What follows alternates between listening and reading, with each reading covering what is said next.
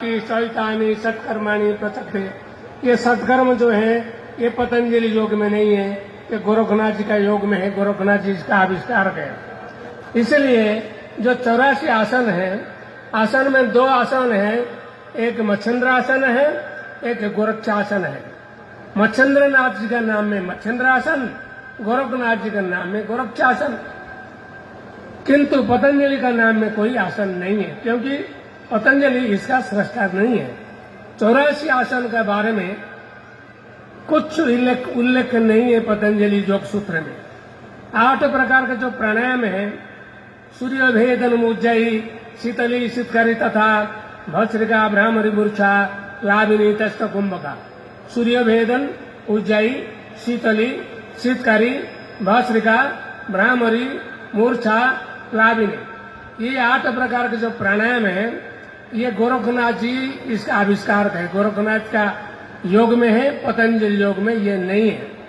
आजकल जो प्रचार हो रहा है सारा दुनिया में, ये गोरखनाथ का योग ही प्रचार करते हैं। जितने आसन प्राणायाम है ये गोरखनाथ का योग ही प्रचार करते हैं, किंतु बोलते हैं पतंजलि पतंजलि पतंजलि। पतंजलि का कुछ लेना देना नहीं है ये 84 आसन में, 8 प्रकार के प्राणायाम है। और पतंजलि कभी नहीं कहा योगासन करने से रोग बीमार दूर होगा। आजकल ये तो प्रचार हो रहा है, योग बीमार दूर होता है योगासन प्राणायाम से, किंतु पतंजलि योग में ये बात नहीं है। गोरखनाथ जी ने कहा आसनेन रुजुहंती, रुजु मीन्स रोग, आसनेन रुजुहंती, योगासन से रोग बीमार दूर होता है। गोरखनाथ जी ने कहा, पतंजलि नहीं कहा। और गोरखनाथ जी ने कहा प्राणायाम युक्त न सर्वरोगो क्षय भवेत्, प्राणायाम द्वारा सब रोग बीमार दूर हो जाता है। ही का श्वासस्य काशस्य शीर करणाखि वेदना हे कुष्ठ गुदावर्त गुणम जीर्ण पुरोगमा, ये सब रोग बीमार प्राणायाम द्वारा दूर हो जाता है। गोरखनाथ जी ने कहा, पतंजलि कभी नहीं कहा। और ये जो योगासन प्राणायाम इत्यादि गोरखनाथ जी ने कहा, गोरखनाथ जी ने कहा ये योगासन प्राणायाम करने से ये 3 प्रकार के फायदा मिलती है। शारीरिक सुस्थता, मानसिक शांति, आध्यात्मिक उपलब्धि। शारीरिक सुस्थता, शरीर सुस्त रहता है, रोग बीमार दूर हो जाता है। मानसिक शांति मिलती है और आध्यात्मिक उपलब्धि, मोक्ष मुक्ति कैवल्य प्राप्ति होती है योग साधना द्वारा। तो योग ऐसे ही साधना है। गोरखनाथ जी ने कहा ध्यान के ऊपर ज्यादा गुरुत्व दिया। गोरखनाथ जी ने कहा मरो है जोगी मरो, मरण हो मीठा, तिस मरण मरो, जिस मरण गोरख मरी दीठा। हे योगी लोग, तुमको जल्दी जल्दी मरना है, क्योंकि मरण है मीठा। मरण सुखदायक है, मरण दुखदायक नहीं है। सुखदायक कैसा मरण है? गोरखनाथ जी बोलते हैं ये शरीर का मृत्यु के बारे में मैं नहीं बोलता हूँ, मन का मृत्यु के बारे में बोलता हूँ। मन का मृत्यु ही असली मृत्यु है। तुम्हारा मन चंचल है, अस्थिर है, मन में कामना है, वासना है, आसक्ति है, इसको समाप्त करो, मन को शांत करो, मन को स्थिर करो। यही होता है, इसी को बोलते हैं मानसिक मृत्यु। वही मृत्यु ही असली मृत्यु। कामना वासना समाप्त हो जाता है, चंचलता अस्थिरता दूर हो जाता है। गोरखनाथ जी बोलते हैं ऐसे मरने से शांति मिलती है, आनंद मिलती है, मरण है मीठा। ऐसे मरना है जैसे गोरखनाथ मर करके अमर हो गया। गोरखनाथ जी बोलते हैं मैं जैसे मर करके अमर हो गया, तुमको उसी तरह मरना है।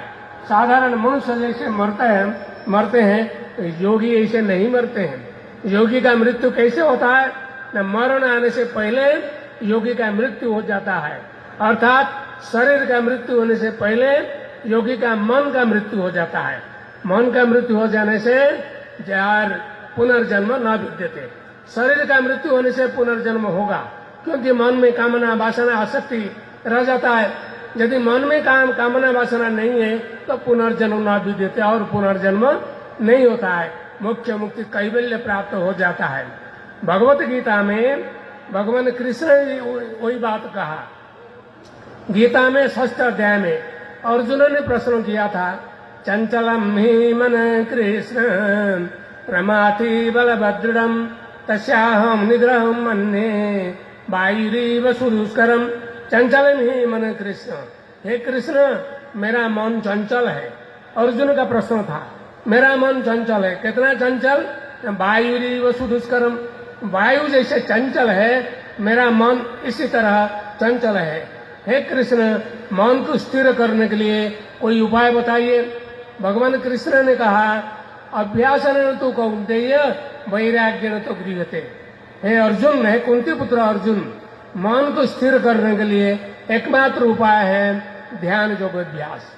गोरखनाथ जी ने कहा ध्यान करो और भगवान कृष्ण ने कहा ध्यान करो, पतंजलि ने कहा ध्यान करो। ध्यान ही एकमात्र उपाय मन को स्थिर करने के लिए, चंचलता अस्थिरता दूर करने के लिए। यज्ञ करने से मन स्थिर नहीं होगा, कीर्तन करने से मन स्थिर नहीं होगा, तीर्थ दर्शन करने से मन स्थिर नहीं होगा। मन स्थिर होगा, चुपचाप बैठो, ध्यान करो। ध्यान से ही मुक्ति मिलती है, ध्यान से मन स्थिर होता है और मुक्ति मोक्ष कैवल्य प्राप्त होता है।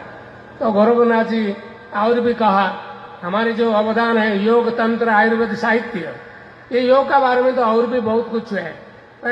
योगी भगवान कृष्ण ने कहा, अर्जुन से कहा तस्मात् योगी भवार्जुन, हे अर्जुन तुम योगी हो जाओ, क्योंकि योग ही श्रेष्ठ मार्ग है।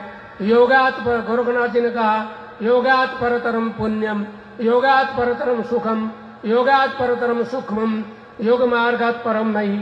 योगात परतरम सुखम, योग साधना से परम सुख, परम शांति, परम आनंद प्राप्त होता है।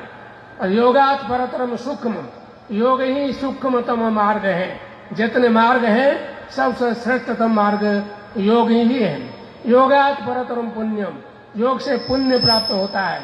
तो इसलिए योग साधना करना हम लोगों के लिए, हम लोग गोरखनाथ के अनुयायी है, नवना 84 सिद्धों के अनुयायी है, हम लोग योगी हैं। योग साधना करना परम कर्तव्य है, परम कर्तव्य है। तो न वे साधारणम सिद्धे कारणम न च तथा क्रियैव कारणम सिद्धे सत्यमेतत् न संशय। न वेश धारणम सिद्धे, वेश धारण करने से कोई योगी नहीं होता है। कारणम न च तथा, भाषण देने से कोई योगी नहीं होता है। क्रियैव कारणम सिद्धे, क्रिया करना है। गोरखनाथ बोलते हैं क्रिया करो, क्रिया करने से योगी बन सकते हैं। क्रिया नहीं करने से, केवल वेश धारण करने से कोई योगी नहीं होता है। तो ये हमारे नाथ संप्रदाय का अवदान है, योग तंत्र और साहित्य। साहित्य में गोरखनाथ जी ने कहा, मरो ही योगी मरो, मरण है मीठा, इस मरण सॉरी ये बात तो मैंने बोल दिया। गोरखनाथ जी ने कहा, हसीवा खेलीवा गाईवा गीत, दृढ़ करी रखी अपना चित। हसीवा खेलीवा रहीवा रंग, काम क्रोध न करीवा संग। हसीवा खेलीवा धरीवा ध्यान, अहर्निशि कथिवा ब्रह्म ज्ञान। हसे खेले न करे मैंने भंग, ते निये चलो गोरखनाथ के संग। हसीवा खेलीवा रहीवा रंग, संसार में रहो लेकिन काम क्रोध न करीवा संग, काम क्रोध से दूर रहना चाहिए, काम क्रोध नहीं करना चाहिए। हसीवा खेलीवा धरीवा ध्यान, सब हंसो खेलो संसार में रहो किंतु ध्यान करो, ध्यान करो। अहर्निशि कथिवा ब्रह्म ज्ञान, ब्रह्म ज्ञान चर्चा करो, आत्मज्ञान चर्चा करो। आत्मज्ञान तुम्हारे जो तुम जो आत्मा को खोज रहे हो, जो सुख खोज रहे हो, और सुख तुम्हारी अंदर है, सुख बाहर नहीं है। सुख स्त्री में नहीं है, पुत्र में नहीं है, धन में नहीं है, सुख तुम्हारी अंदर है। अंतर यात्रा करो। गोरखनाथ जी ने कहा बहिर्यात्रा से सुख नहीं मिलती है, अंतर यात्रा करो, अंतर यात्रा करो, भीतर भीतर यात्रा करो साधना ध्यान द्वारा। एक संत थे आचार्य रजनीश, तो रजनीश ने कहा, रजनीश का गोरखनाथ इतना गहरा साधना किया है, इतना साधना में गहरा तक चला गया, आज तक इतना साधना कोई नहीं किया है। गोरखनाथ जी के पास सब जितने संत समाज है ये गोरखनाथ जी के ऋणी है, और ये कबीर आदि जितने संत हैं गोरखनाथ जी के ऋणी है। कबीर के जो साधु लोग हैं, कबीर पंथ के जो साधु लोग हैं, ये बोलते हैं गोरखनाथ जी को कबीर ने शास्त्रार्थ द्वारा हरा दिया। गोरखनाथ जी हार गए, कबीर से। ऐसे नहीं है, क्योंकि कबीर का तो जन्म 15वीं शताब्दी में 15वीं सदी में है। गोरखनाथ जी का जन्म तो और भी 1000 वर्ष पहले है।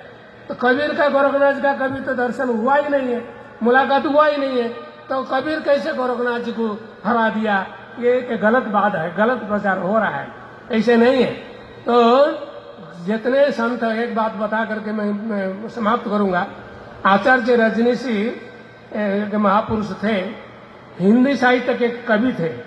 सुमित्रानंदन पंथ प्रश्न किया आचार्य रजनीश से, महाराज हमारे हिंदू धर्म में बहुत साधु संत हैं, महापुरुष हैं, अवतार हैं, आप 12 नाम बताइए जो श्रेष्ठ हैं, श्रेष्ठ महापुरुष का नाम बताइए जो 12 हैं। तो रजनीश ने 12 नाम बता दिया, भगवान कृष्ण, भगवान राम, भगवान बुद्ध, महावीर, गोरखनाथ इत्यादि इत्यादि। तो सुमित्रानंद ने कहा तो ये 12 से आप 6 बात दीजिए और 6 रखिए जिसको आप श्रेष्ठ मानते हैं। तो रजनीश ने 6 नाम बता दिया। तो फिर सुमित्रानंद ने कहा और एक काम कीजिए, नहीं ये जो 5 संत है ये तो बड़े बड़े संत हैं, किसको कम करूंगा? तो रजनीश ने ध्यान में बैठ करके फिर एक काम करके 4 साधु का नाम बताया। सुमित्रानंदन पंत ने कहा और एक काम करो ना, नहीं और काम नहीं कर सकता हूँ। ये जो 4 संत हैं हिंदू धर्म के जड़ है, हिंदू धर्म के जड़ है, मूल भित्ति है। ये 4 संत कौन है? भगवान कृष्ण, भगवान बुद्ध, महावीर, महर्षि पतंजलि, महायोगी गोरखनाथ। गोरखनाथ भी योगी है, पतंजलि भी योगी है। तो सुमित्रानंद ने कहा ये तो दोनों योगी है, दोनों का नाम क्या रखा? तो रजनीश ने कहा गोरखनाथ जी ने जितना साधना किया, जितने प्रकार के योग है, हठ योग, राज योग, मंत्र योग, तंत्र योग, जितने है सब गोरखनाथ जी ने साधना किया। साधना पथ में जितना पट्ट था गोरखनाथ जी सब खोल दिया। तो इसलिए गोरखनाथ को नहीं छोड़ना चाहिए। रजनीश का एक किताब है, मोरो है योगी मोरो। अच्छा एक बात बताकर समाप्त करता हूँ। रजनीश ने गोरख धंधा के बारे में एक बढ़िया बात कही है। रजनीश ने कहा गोरखनाथ जी ने हठ योग, राज योग, मंत्र योग, तंत्र योग, भक्ति योग, ज्ञान योग सब साधना किया और सब साधना प्रसार किया। यदि बिना गुरु से आप साधना करेंगे तो आप भ्रांति में पड़ जाएंगे, कंफ्यूजन में पड़ जाएंगे। कौन सा साधना करूं? हठ योग करूं या राजयोग करूं या मंत्र योग या तंत्र योग या ज्ञान योग या भक्ति योग, कौन सा साधना करूं? कंफ्यूजन में, भ्रांति में आप पड़ जाएंगे। बिना गुरु से अभ्यास करने से जीवन में गुरु करना एकांत आवश्यक है। तो जैसे जो भ्रांति में पड़ जाता है उसी को बोलते हैं गोरख धंधा। जैसे एक गुरु शिष्य से कहा आकाश में जितना तारा स्टार्स है इसको गिनती करो। शिष्य गिनती करना शुरू किया लेकिन संभव नहीं हुआ। आकाश में जितना ताराएं हैं इसको गिनती करना संभव नहीं है। शिष्य रात भर गिनती करता था लेकिन संभव नहीं होता था। तो सवेरे शिष्य ने कहा मैं तो गोरख धंधा में पड़ गया, गुरुजी ने मुझे गोरख धंधा में डाल दिया, ये तो संभव नहीं हो रहा है, समझ में नहीं आ रहा है, कैसे गिनती करूं, आकाश में इतना ताराएं हैं। तो यही होता है जिससे जो ज्ञान समझ में नहीं आता है इसको गोरख धंधा बोलते हैं। गोरख धंधा का अर्थ नहीं है कोई गलत काम, जैसे आप लोग का यहाँ उत्तर भारत में ऐसे प्रचार हो रहा है, कोई गलत काम करता है बोलता है गोरख धंधा चल रहा है, ऐसे नहीं है। तो ये ऐसे नाथ संप्रदाय के बोलने से तो बहुत बात है। नाथ संप्रदाय का इतिहास, साहित्य, साधना, सिद्धांत, इसका मैं प्रचार करता हूँ। मेरा प्रचार ज्यादा आसाम, उड़ीसा, बंगाल और वहाँ मणिपुर, नागालैंड, मिजोरम, बांग्लादेश। मैं जो बांग्लादेश गया, बांग्लादेश में देखा नाथ संप्रदाय के लोग बहुत है लेकिन सब वैष्णव है। सब ऐसे लंबा लंबा तिलक लगाते हैं, तुलसी माला लगाते हैं, हरि बोल, जय राधे हरे कृष्ण तो बोलते हैं। गोरखनाथ का नाम में किसको, गोरखनाथ के बारे में किसको पता नहीं है, आदेश क्या है किसको पता नहीं है। तो मैं जो गया मेरा बात कोई सुना नहीं। पहला मैंने बहुत कष्ट करके गांव में घूमा, प्रचार किया, भाषण प्रवचन किया, तो धीरे धीरे लोगों का समझ में आया। अभी धीरे धीरे लोग वैष्णव धर्म छोड़ करके फिर अपने स्व धर्म में, नाथ धर्म में आ रहे हैं, दीक्षा ले रहे हैं। मैं इसी का काम कर रहा हूँ। आदिवासी त्रिपुरा में 3000 आदिवासी को मैंने नाथ धर्म में दीक्षित करवाया। 3000 आदिवासी, ये सब अभी नाथ हो गए। अभी सब गोरखनाथ को पूजा करते हैं घर घर में। और आदेश आदिवासी भी आदेश बोलना शुरू कर दिया। ये आदेश के बारे में बोल के मैं समाप्त करता हूँ। आदेश शब्द का अर्थ क्या है? न आत्मेति परमात्मेति जीवात्मेति विचारणे त्रयाणाम एक संभूति आदेश इति कीर्तितः। आत्मा, परमात्मा, जीवात्मा, ये 3 है, लेकिन त्रयाणाम एक संभूति, तीनों एक ही है। नाम अलग अलग है लेकिन तीनों एक ही है, ये अलग अलग नहीं है। त्रयाणाम एक संभूति आदेश इति कीर्तितः। आदेश 3 अक्षर है। आत्मा, जीवात्मा, परमात्मा, ये 3 है। आत्मा, जीवात्मा, परमात्मा, आदेश। तो एक बार गोरखनाथ जी, एक बात याद आ गया। एक बार गोरखनाथ जी हमारे जगन्नाथपुरी गए थे।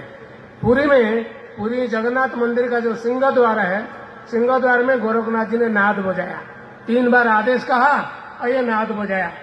तो जब नाद बजाया, गोरखनाथ जी का जगन्नाथ का सिंहासन ऐसे ऐसे दोलायमान हुआ। जगन्नाथ महाप्रभु ने सोचा मेरा आसन ऐसे क्यों हो रहा है, क्या भूमिकंप है नहीं क्या? महाप्रभु ने ध्यान में बैठ गया। महाप्रभु को पता चल गया जो गोरखनाथ आए हैं सिंह द्वार में। जगन्नाथ महाप्रभु सिंहासन छोड़ करके दौड़ कर आया यहाँ सिंह द्वार में। गोरखनाथ को स्वागत किया। आइए नाथ जी मंदिर में आइए। गोरखनाथ जी ने कहा जगन्नाथ जी, आप जगन्नाथ हैं, मैं गोरखनाथ हूँ। आप नाथ हैं, मैं भी नाथ हूँ। आप ब्रह्म हैं, मैं भी ब्रह्म हूँ। मंदिर में कौन है, किसको दर्शन करेंगे? जगन्नाथ महाप्रभु ने कहा गोरखनाथ जी, आपने जो कहा सही बात है। मैं प्रमिश करता हूँ आपका आसन मेरे सिंह द्वार में रहेगा। जो भक्त आएंगे जगन्नाथ दर्शन के लिए पहले गोरखनाथ को दर्शन करेंगे, इसके बाद जगन्नाथ दर्शन करेंगे। गोरखनाथ वहाँ सिंह द्वार में धुनी लगा करके बहुत दिन वहीं थे जगन्नाथ मंदिर के सामने। वो धुना आज भी जल रहा है, वो गोरख धुना। इतना कह करके मैं मेरा वाणी को विराम देता हूँ। और ये लालनाथ जी जो है इतना बड़ा आयोजन किया, इसलिए उनको मैं अभिनंदन ज्ञापन करता हूँ। ओम शांति ही शांति ही शांति ही।